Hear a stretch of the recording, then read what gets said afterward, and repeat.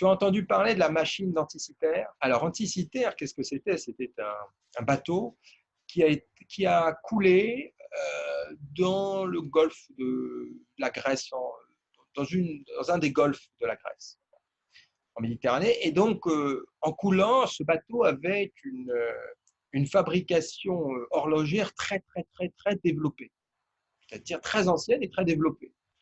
Les engrenages étaient faits d'une façon mais incroyable pour l'époque. bien sûr. La complexité de l'engrenage était aussi très, très avancée.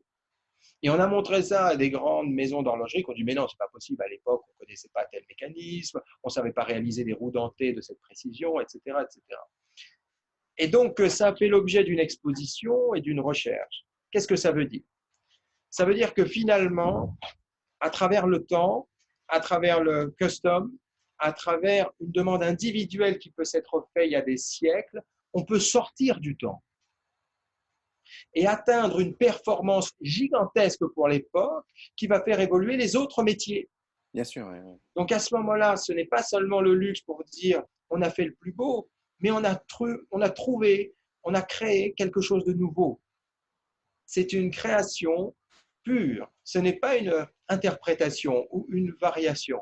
Bien sûr, bien La sûr. performance d'une création s'est faite jour. Donc on a abondé dans la nouveauté du monde.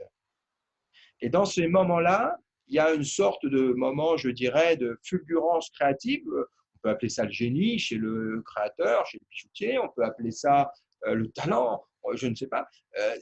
Il se passe quelque chose de plus.